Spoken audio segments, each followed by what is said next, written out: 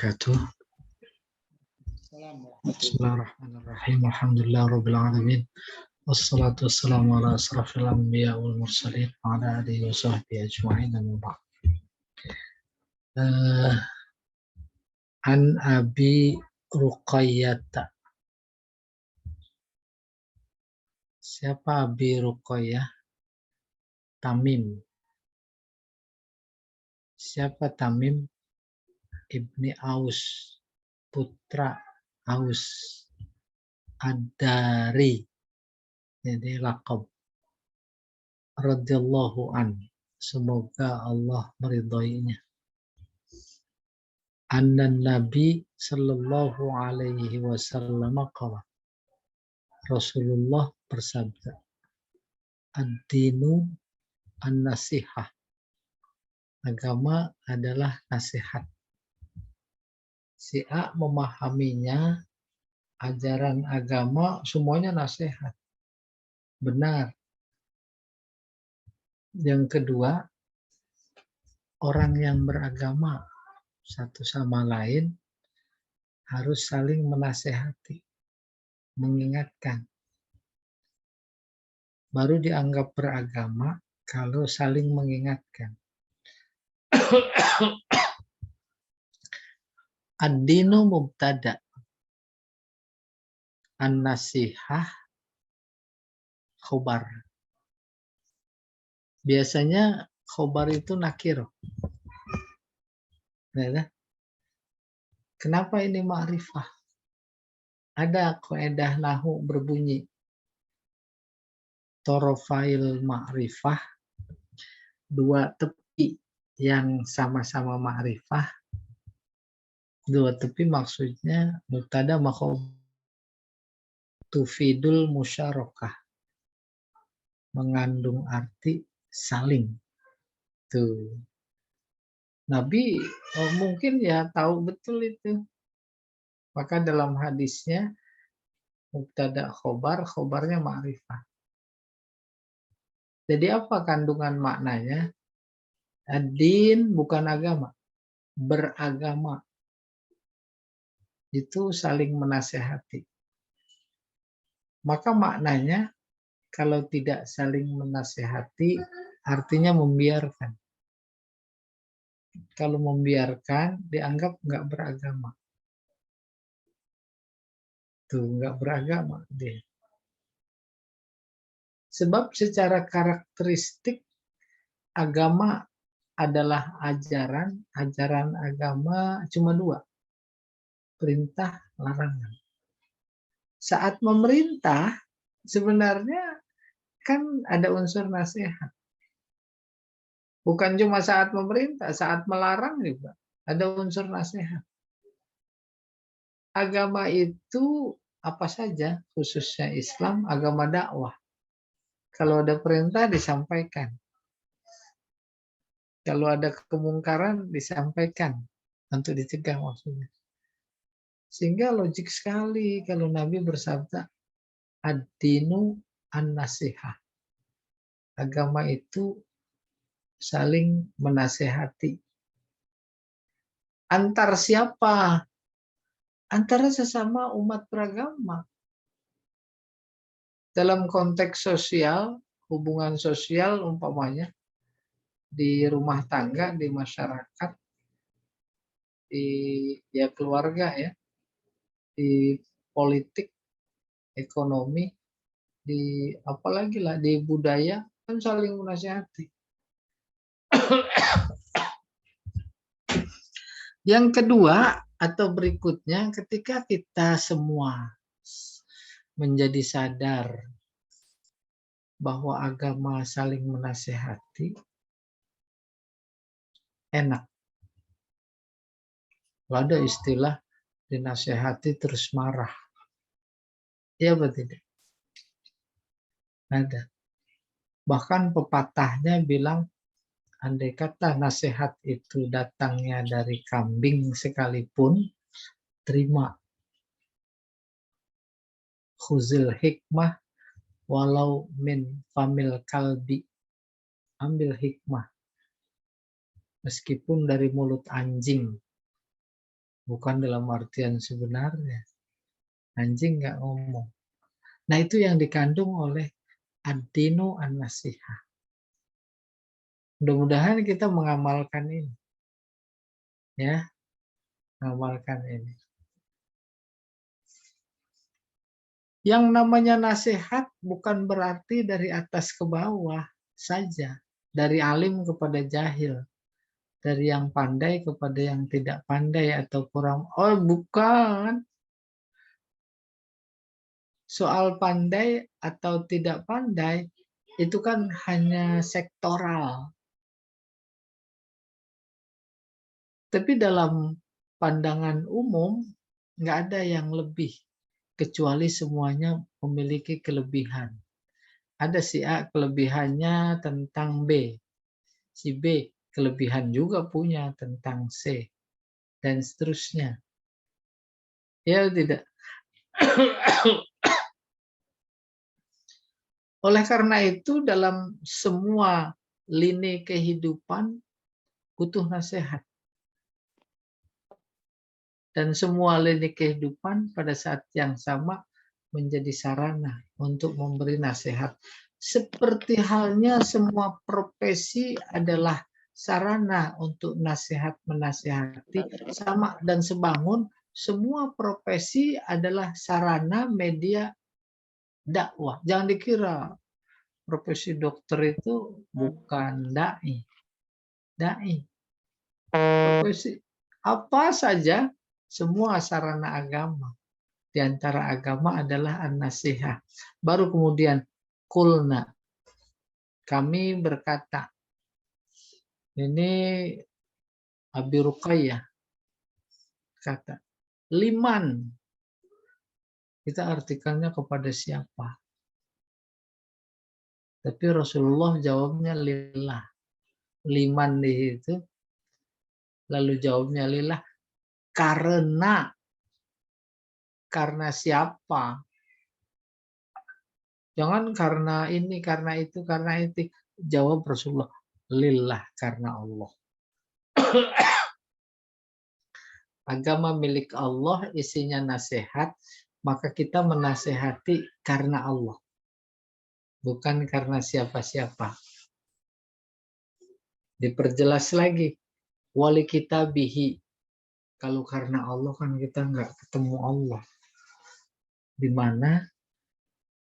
Oleh karena itu diperjelas. Karena kitabnya. Allah berfirman. Firmannya nasihat. Dikodifikasikan. Dalam kitabnya. Namanya Al-Quran.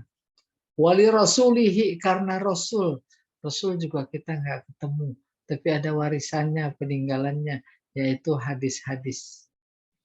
Di samping itu, wali a'immatil muslimin. Karena a'immah jamak dari imam. Imam dalam artian sholat yang di depan. Memiliki syarat-syarat tertentu ketimbang makmum. Dalam artian umum, imam adalah pemimpin. Dalam konteks agama, pemimpin agama. Pemimpin agama adalah para ulama. Para ulama. Oleh karena itu fatwa-fatwanya yang berdasarkan hadis dan Al-Quran menjadi pedoman bagi kita atas dasar itu. Nabi bersabda terkait sholat umpamanya. La sholata illa bifatihatil kitab. Sholat nggak sah kalau nggak baca Fatihah. Ulama fikih Hijaz yang terkumpul pada Mekah, Madinah itu namanya ulama Hijaz. Walaupun jadi makmum harus baca Fatihah. Tapi kalau ulama Kufah atau Basrah yang di Irak jauh, dia aliran fikihnya disebut dengan Ahlur Ra'yi, kalau Hijaz Ahlul Hadis. Berpendapat Imam Hanafi di sana. Kalau makmum nggak wajib. Kan udah dibaca imam. Terus murid-muridnya demo protes. Bikin agama baru. Fatwa baru. Dikeroyok dia. Lalu dihadapi di depan rumahnya. Berkata, Imam Abu Hanifah, kalau kalian mau berdebatku jangan keroyokan. Satu-satu lah. Atau angkat satu orang dari kalian menjadi juru bicara. Setuju? Setuju. Kalau setuju berarti apa pendapat juru bicara, pendapat kalian. Apa kata juru bicara, kata kalian. Setuju? Setuju. Kalau begitu apa perlunya makmum baca Fatihah? Kan udah dibaca imam. Tuh, itu pendapat belum? Nih, li'a'immatil muslimin itu diantaranya kasusnya, ya. Jadi kita menasihati bukan rekayasa reka-reka. Dimaksud oleh Nabi ad-dinu an-nasihah harus berdasarkan Allah. Allah nggak pernah ketemu, yaitu kitabnya Al-Quran. Harus berdasarkan apa kata Rasul, yaitu hadisnya. Kita juga nggak ketemu, sementara hadis terbatas, zaman berkembang, persoalan berkembang. A'immatil muslimin. Wa'ammatihim. Dan yang lain-lainnya. Selama itu adalah benar sesuai menurut Al-Quran, itu adalah pedoman nasihat kita. Itu yang dimaksud ad-dinu an-nasihah. Saling nasihat menasehati. Belum lagi kalau kita mengevaluasi kondisi nasihat dalam kehidupan sosial. Oh, udah luar biasa. Acak kadul. Ada banyak orang langsung atau tidak, disadari atau tidak, nggak terima sama nasihat. Iya atau tidak? Tuh, udah kacau sekali. Kembali ke pokok persoalan. Nasihat bukan cuma dalam artian harfiah. Nah, besok mau ujian, belajar nanti malam ya. Sungguh-sungguh nggak usah main dulu deh, nak. Bukan cuma sekedar itu. Ketika mengeluarkan pendapat terkait dengan agama, itu juga seolah nasihat. Kemarin ada muncul pertanyaan begini di taklim. Karena ada pendapat, kata, fatwa lah gitu. Tokoh, profesor, doktor.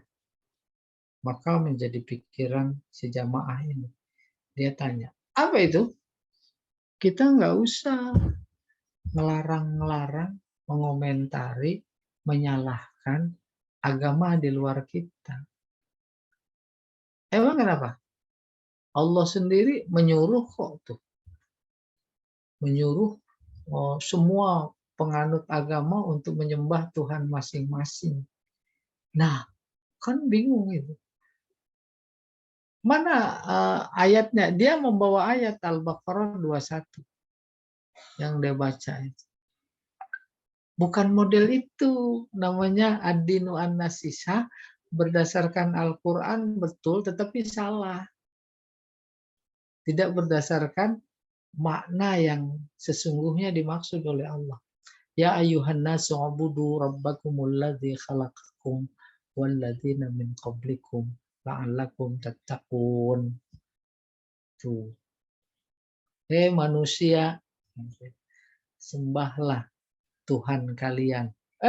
Dipahami Tuhan masing-masing. Dipahami lagi Allah menyuruh. Kenapa kita harus menyalahkan? Kan Allah menyuruh. Padahal bukan itu maksudnya. Wallahu a'lam bishawab. Kembali, nasihat untuk siapa? Dijawabnya karena Allah. Sebab kalau diterjemahkan untuk Allah, Allah kan nggak perlu nasihat. Untuk kitabnya nggak perlu nasihat. Oleh karena itu, lillah, karena Allah. Atas dasar Allah. Allah nggak ketemu, dijelaskan li kitabihi, karena kitabnya. Dalam konteks nasihat, ada firman Allah yang luar biasa bisa mendorong. Apa itu? Qaulum ma'ruf khairun min sodakatin yatba'uha azza. Kata-kata yang baik kan nasihat itu. Jauh lebih bagus. Khairun lebih bagus daripada sedekah yang diiringi dengan cacian. Iya. Sampai sini ada tanya silahkan. Sebelum hadis yang ke-8. Nasihat. Ya. Di ujungnya ada ini. Wa ammatihim itu. Amma Wa pada iya, amma pada umumnya. Yang lain. Iya. Yang lain. Amma. Bisa jadi juga amma lawannya ulama. Kalau ulama orang khawas. Amma orang awam. Ya. Orang awam bisa nggak memberi nasihat? Bisa loh. Bisa. Dan terus kalau diperluas lagi, nasihat itu bukan cuma kata-kata. Lewat perbuatan, itu juga nasihat. Dicaci orang, diam aja itu nasihat. Ya, tidak? Nasihat. Sebab nanti Allah yang langsung akan menasehatinya. Siapa yang benar, siapa yang salah. Gitu. Dicaci, diam aja. Diamnya itu nasihat. Sehingga ada pepatah, in kanal kalamu min zahab fasukutu min fiddah. In kanal kalamu min fiddah fasukutu min zahab. Kalau ngomong itu ibarat perak, maka diam itu emas. Maka Nabi bersabda, as-sumtu hikmah. Diam itu adalah hikmah, pelajaran. Tuh, diam aja. Iya. Ada lagi yang lain.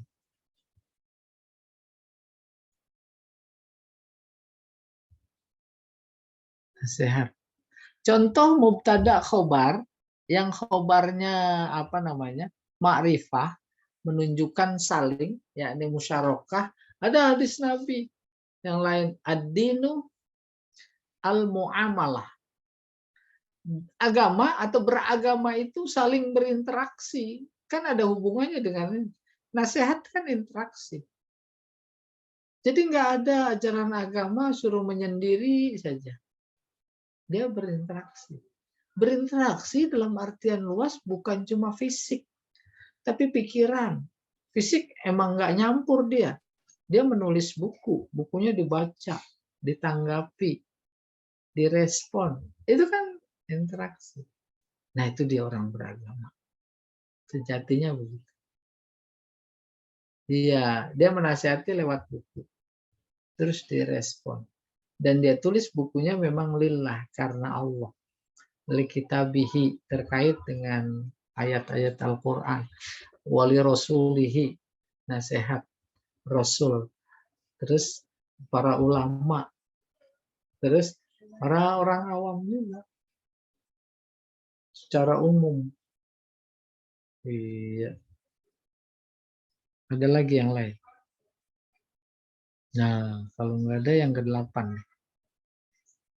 Adib bin Umar radhiyallahu anhuma. Dari Ibnu Umar, yakni Abdullah bin Umar. Umarnya Umar bin Khattab. Radhiyallahu anhuma. Anna Rasulullah sallallahu alaihi wasallam qala. Rasulullah bersabda, umirtu an uqatilan nasa. Aku diperintahkan untuk memerangi orang-orang hatta yashhadu, sampai mereka bersyahadat, bersaksi an la ilaha illallah, bersaksi tidak ada Tuhan kecuali Allah, wa anna Muhammadan Rasulullah, bahwa Muhammad Rasulullah. Wa yuqimus shalah, setelah bersaksi aku diperintahkan memerangi manusia setelah bersaksi agar mendirikan sholat, mengeluarkan zakat. Fa iza fa'alu zalika, kalau sudah bersahadat, bersaksi, asamu minni dima'ahum. Asamu terpelihara mereka itu dariku. Apanya yang terpelihara? Darah mereka. Apa maksudnya? Bukan terpelihara, nggak ada yang melihara. Dia sendiri memelihara darahnya dengan cara bersyahadat. Bukan cuma darahnya maksudnya jiwa. Wa amwalahum, harta mereka. Illa bihaqqil Islam, kecuali dengan alasan yang hak dalam Islam. Terkait darah, nyawa, Islam menetapkan ada namanya kisos. Itu namanya hak Islam. Hak Islam. Terkait harta, ada namanya zakat. Itu hak Islam, hak Allah. Illa bihaqqil Islam. Wa hisabuhum 'ala Allah Ta'ala. Maka perhitungan berikutnya ada di tangan Allah Ta'ala. Hadis riwayat Imam Bukhari dan Muslim. Perang, uqatil. Dalam situasi kondisi tertentu, emang perang dalam artian beneran. Perang dalam sejarahnya itu karena terpaksa. Karena terpaksa. Apa terpaksanya? Mempertahankan diri. Dia mau menyampaikan kebenaran, tapi nggak mau, nggak apa-apa. Tapi kalau dia menyerang, ya jadi perang. Itu yang dimaksud umirtu an uqatilan nas. Aku disuruh untuk memerangi. Kalau saja dia menerima syahadat tanpa harus perang, nggak ada perang. Oleh karena itu, kalau buka fikih bab jihad, maka yang pertama dibahas adalah damai. Sesuai dengan Islam, salam. Salam adalah damai. Maka hadis Nabi yang dikemukakan dalam konteks jihad itu, as-salam qoblal kalam. Harfiahnya, Assalamualaikum, baru ngomong. Kalau di atas mimbar, jangan yang terhormat, itu dulu disebutin, baru salam. Itu kan protokolernya begitu, resmi. Tapi menurut Islam, salam dulu, baru ngomong. Tersesat di kampung yang tak tahu cari alamat. Ada sekelompok orang tanpa tahu Islam apa bukan. Kita mau nanya sama dia. Apalagi pada bertato, tampaknya juga rada sangar. Jangan ragu-ragu. Sebelum nanya, salam dulu. Assalamualaikum. Tuh, dengan salam saja Allah menurunkan bukan keberkahan, tapi menjadi percaya diri. Mereka walaupun agak malas, dia menjawab, baru nanya. Maka kembali ke ayat ini, kembali ke bab jihad. Bab jihad saja itu awalnya cerita tentang salam, yaitu damai. Sebab agama ini agama Islam, agama kedamaian. Oleh karena itu secara prinsipal perang dan Islam itu berseberangan. Tak boleh ada perang. Perang identik dengan membunuh. Islam mengharamkan membunuh. Maka jangan sampai terjadi ada pembunuhan betapapun dalam perang. Kalau terjadi, tak lain adalah karena terpaksa. Siapa yang memaksa? Jangan dikira nafsu. Sistem siapa? Sistem Allah. Apa sistem Allah? Itu dia. Hatta yashhadu. Aku perangi orang, itu sistem Allah. Sampai mereka mengucap 2 kalimat syahadah.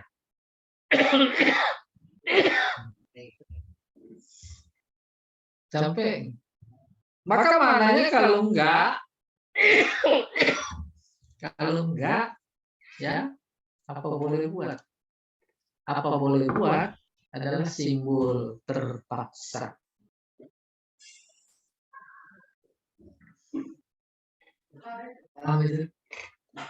Jadi kerjaan orientalis yang mengatakan bahwa Islam itu disebarkan lewat pedang. Padahal enggak ada sejarahnya. Ya, perang itu diawali oleh umat Islam, enggak ada. Ia bersaksi tidak ada Tuhan kecuali Allah, Muhammad adalah Rasulullah Sallallahu Alaihi Wasallam. Belum selesai. Nah, baru ini dipaksa. Setelah iman, dipaksa sholat. Kalau umpamanya ayatnya berbunyi la ikraha fiddin, itu mah di luar Islam. Kita nggak boleh memaksa dia. Tapi kalau sudah dalam Islam, ya ibadah harus dipaksa. Kalau dia nggak mau, ya harus mau. Apa diantaranya? Yuqimus sholah, yu'tuz zakah. Memberikan informasi ibadah pertama setelah syahadat sholat. Memberi informasi ada sistem-sistem yang memonopoli harta agar berputar di kalangan orang tertentu saja. Maka syariatnya yu'tuz zakat. Ada bagian yang harus dikeluarkan. Disebut namanya zakat. Zakat secara harfiah artinya bersih. Kalau sasaran tembak bersihnya adalah mal, maka zakat mal. Sasaran tembak bersihnya adalah jiwa, namanya zakat fitrah.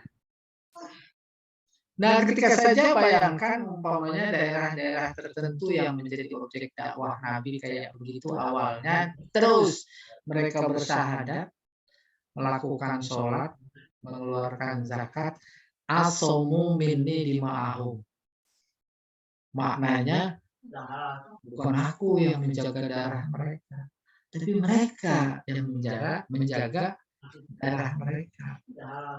Redaksinya kayak begitu. Asomu mereka menjaga. Menjaga apa? Darah mereka. Dari siapa? Minni, dari aku. Tidak aku tumpahin. Tidak aku tumpahin. Apalagi yang mereka jaga? Mereka yang menjaga. Amwalahum. Memberikan informasi sikap terhadap sesama mukmin muslim yang disabda difirmankan innamal mu'minuna ikhwah. Bukan cuma saudara, itu jaga. Ya. Sama itu dengan punya kita sendiri. Artinya hartanya, dirinya, jaga. Asamu minni dima'ahum wa amwalahum. Harta mereka juga. Apa maksudnya? Di Arab sana, kalau azan berkumandang, warung ditutup apa enggak? Enggak ditutup, ngablak aja. Ya betul tidak. Begitu takut orang berbuat salah, realnya mencuri. Kenapa? Karena tahu betul resikonya. Nggak punya tangan, kan? Punya tangan. Potong. Oleh karena itu, syariat agama mencuri memberikan kemaslahatan. Ini nggak disuka. Nggak disuka juga oleh kita-kita juga. Itu juga nggak salah. Karena memang akar budaya pemikiran yang mengadopsi bukan dari Al-Quran. Tapi dari otak, pemikiran. Potong tangan dianggapnya kejam. Kan nggak bisa diganti lagi kalau udah dipotong. Coba ganti yang lain. Akhirnya merajalela nggak pencurian. Gitu kurang lebih. Ya. Belum lagi kisos. Misalnya nggak pada berani yang bunuh. Karena risikonya lagi maka ada namanya masjid kisos. Ya, asamu minni dima'ahum wa amwalahum. Illa, nah ini, bihaqil Islam. Kalau konteksnya darah, jiwa, tak terpelihara. Tapi kalau memang hak Islam, yang dibahasakan dalam fikih namanya kisos, itu jadi halal. Membunuh berseberangan dengan Islam sebagai agama damai. Tapi ada dua membunuh yang dibenarkan. Itu namanya hakul Islam. Apa itu? Pertama kisos. Itu hakul Islam. Tentu setelah terbukti, dibuktikan. Yang bunuh dan diputuskan. Yang kedua, boleh membunuh saat perang. Perang dimaksud dalam pandangan Islam itu membela diri. Kalau membela diri harus membunuh boleh. Membela diri jangankan pada waktu perang, pada waktu tidak perang saja. Membela diri berantem itu, bela diri boleh. Berani bertanggung jawab di hadapan Allah. Seharusnya juga di hadapan manusia nggak diapa-apain karena bela diri. Tapi memang dasar manusia justru orang yang membunuh karena membela diri, dia yang dihukum. Dia tidak dibegal. Berantem. Sanggup merebut senjatanya. Dia bunuh itu begal. Dia yang dihukum. Hukum model mana? Allah sudah canangkan itu enak. Ila bihaqil Islam wa hisabuhum 'ala Allah Ta'ala. Kalau dalam pelaksanaan kisos, dalam pelaksanaan hak-hak Islam yang notabene oleh hamba Allah sendiri atau lembaga, ada hal-hal yang dianggap oleh Allah sedikit menyimpang, bertentangan, tak sesuai, umpamanya ditutup hisabuhum 'ala Allah Ta'ala. Itu urusan dia sama Allah. Umpamanya kisos harus ditegakkan, tapi dari keputusan ada cacatnya. Sebenarnya nggak perlu kisos, perlu kafarat saja. Umpama tuh. Maka ditutup hadis ini hisabuhum 'ala Allah. Atau tidak seperti itu. Emang beneran pas menurut analisis hukumnya, tetap dong dihisab. Benar-benar, baik-baik, buruk-buruk, salah-salah. Tetap Allah yang hisab. Apa maknanya? Kita ini manusia khalifahnya, pelaksananya. Pelaksana hukum Allah. Allah a'lam bishawab.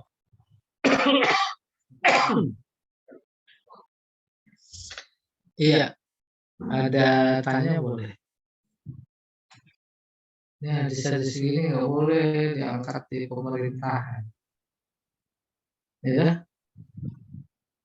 jalan Pak Tarjani berani karena ada pensiun aja. Kalau lagi jangan ngeri. Takut. Saya bertanya dulu saja. Ini kan kalau lihat redaksi hadisnya, maka pertama kan umir itu anak kecil. Ukotil. Itu kan berarti kita tuh harus perang dulu itu Ustaz untuk menyebarkan Islam itu. Karena kan apa seperti itu betul itu. Iya, untung aja belajar balang loh. Nah, gitu. Makna itu elastis. ketika perintah perang dan perang tak sesuai, ketidaksesuaian perang dengan Islam itu buktinya. Surat At-Taubah saja Bismillah. Kenapa turun waktu perang? Perang identik dengan membunuh. Membunuh harus dihindari. Dalam terakhir itu membunuh. Sehingga dalam tadi disebut bab jihad saja, itu ceritanya tentang salam damai. Gak ada, dihindari. Tuh. Tetapi menjadi sesuatu keterpaksaan. Karena perjalanan sejarah dan kondisi yang dihadapi kayak begitu, maka bunyinya begini hadisnya. Umir tu anu fatil. Betul. Jadi yang ada di dalam benak, jangan kemudian diterjemahkan dalam sikap karena keterbatasan pemahaman. Uqatilu memberikan kesan dakwah, dakwah yang harus seperti keharusan perang. Dalam perang ada membela diri. Membela diri harus enggak? Harus jangan diam aja gitu. Demikian juga dakwah. Harus disampaikan. Ya, malu ala makan etikum gitu. Jabatan-jabatan pemerintahan mulai dari paling tinggi sampai paling rendah. Nah, itu jadikan media dakwah. Dan perang bukan dalam artian hakiki saja.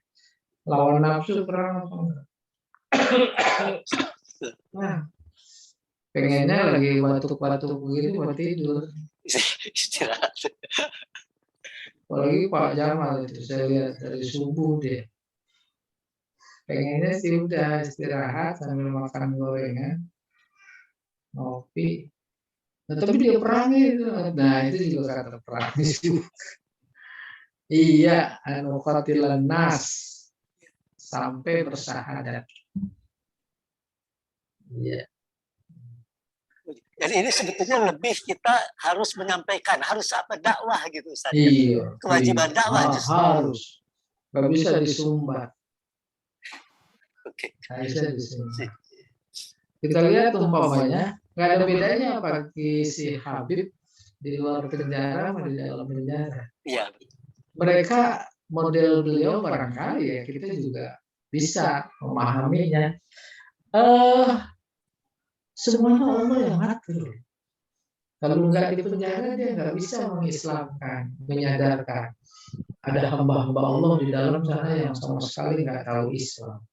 Bukan cuma di zaman Nabi saja yang nggak tahu Islam. Dia datang seolah Allah kirim.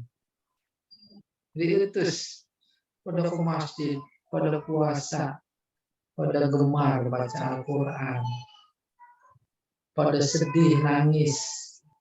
Tuh, kayak begitu sunatullahnya. Allah mengajarkan. Ya Allah alam bisawab. Kasih banyak. Ya.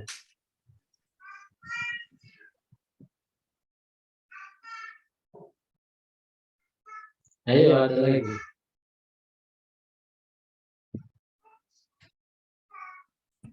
Ustaz. Ya. Tapi kan kemampuan orang berbeda-beda, Ustaz. Oke, tapi itu mah emang benar. Iya, maksudnya itu kan harus menyampaikan. Nah, terus kan apa sih? Nggak semua orang bisa menyampaikan gitu cara penyampaian yang baik gitu kan. Nah, itu kan soal teknis. Soal teknis. Dan yang dituntut adalah yang sesuai dengan kemampuan. Pokoknya ibu dagang nasi uduk, nah, terus ceramah gitu. Jadi media dakwah itu. Oh, luar biasa memberikan contoh. Apalagi lagi ngembaliin. Ya udah segitu aja, udah bawa aja. Umpama tuh ada muamalah. Muamalahnya biar itu kan lillah itu. Coba kalau lihat nafsu, enggak, pokoknya besok itu ya sisanya bawa sini. Umpama. Berarti pengamalan aja gitu ya.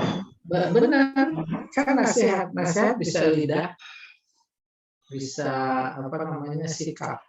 Dakwah juga begitu. Bisa lidah, bisa sikap. Soal kemampuan berbeda-beda bagian dari sunatullah. Nggak ada orang kemampuannya rata semua, nggak ada. Justru ada perbedaan itu menjadi celah, peluang untuk saling memberi. Saling memberi kan nasihat. Saling memberi juga ada semangat dakwah. Di bapak sama ibu, maksudnya laki-laki dan perempuan, sama apa beda? Beda loh. Beda. Semuanya beda, nalurinya, keinginannya, kesukaannya. Tapi ternyata di balik perbedaan itu menjadi ada peluang untuk satu sama lain saling melengkapi, menyempurnakan. Gitu. Jadi makanya saya katanya harus menyampaikan itu, harus jangan jadi manusia yang duduk-duduk saja gitu. Nah itu kan jadi dalam artian harus menyampaikan secara dakwah gitu ya jadinya ya. Iya, jadi yang harus dipahami, menyampaikan bukan dalam artian harfiah saja. Dalam artian perbuatan. Ya, tersurat dan tersiratnya gitu ya. Pokoknya ada sampah itu nggak dibuang-buang. Depan memang bukan sampah kita. Kita buang aja, itu nasihat atau bukan? Iya. Kita bersihin aja halamannya, itu nasihat atau bukan? Tuh, gitu. Dakwah bukan? Dakwah. Iya. Tetangga sebelah keluar bahasa nggak mengenakannya. Bawain aja terus sayur. Apalagi kalau dibawain ke rumah Pak Jamal itu udah lebih afdol.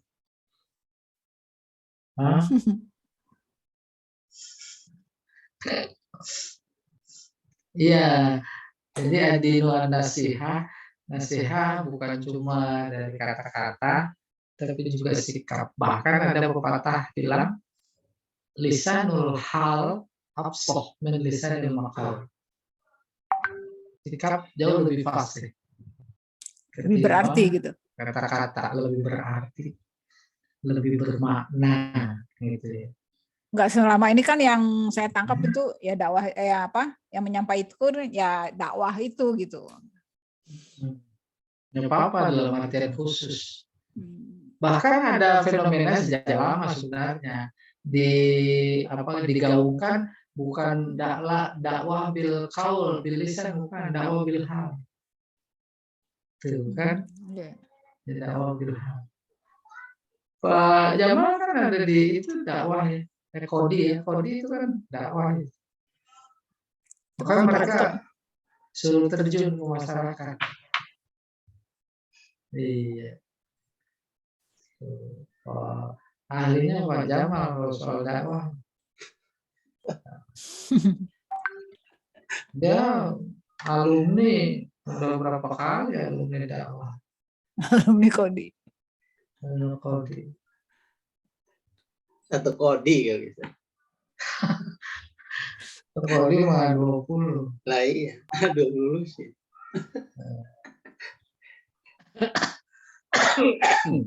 Baik, tadi silakan ada yang mau disampaikan, silakan. Iya. Apa ya, udah jelas Ustaz. Iya. Bu Tati aja diamnya aja dakwah. Apalagi itu subhanallah. Iya. Dakwah. Pak Tarjani juga sering berdakwah. Iya. Iya.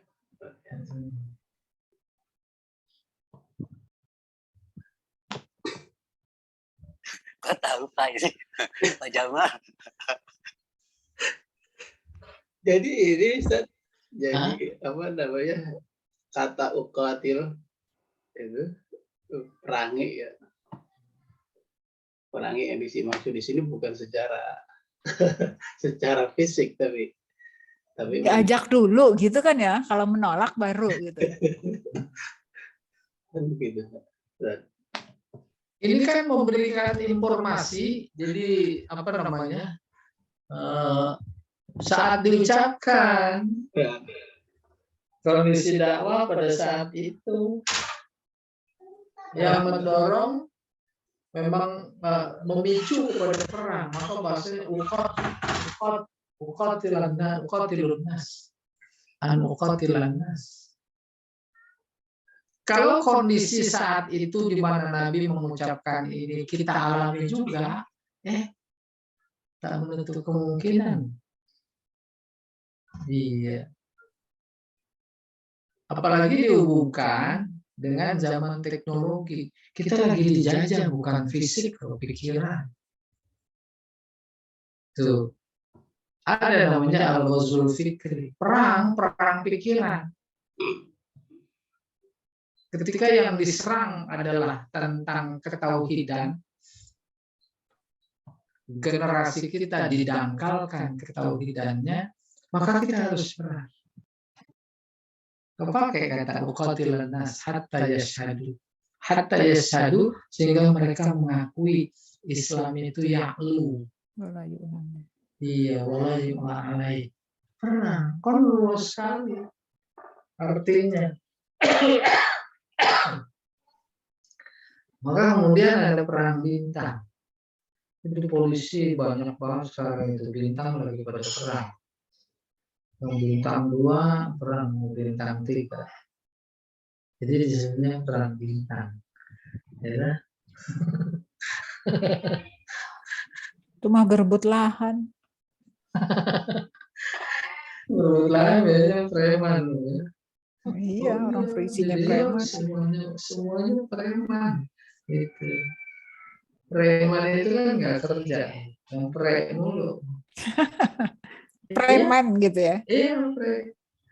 Nggak kerja, tapi penghasilan banyak. Preman. Baik, Ustaz. Silakan, Pak Jamal. Karena waktu juga sudah masuk. Dan ini sampai ke berapa? 9 ya nanti ya? Iya, besok ke 9. Iya. Sudah masuk waktu zuhur. Maka kajian ini kita cukupkan sampai di sini. Mudah-mudahan ada ketambahan ilmu dan dapat kita amalkan dalam kehidupan kita sehari-hari. Mari kita akhiri kajian ini dengan membaca kafaratul majelis. Subhanallah wa bihamdika asyhadu an la ilaha illa anta astaghfiruka wa atubu ilaik. Assalamualaikum warahmatullahi wabarakatuh. Waalaikumsalam warahmatullahi wabarakatuh. Terima kasih banyak Ustaz Pak Jamal.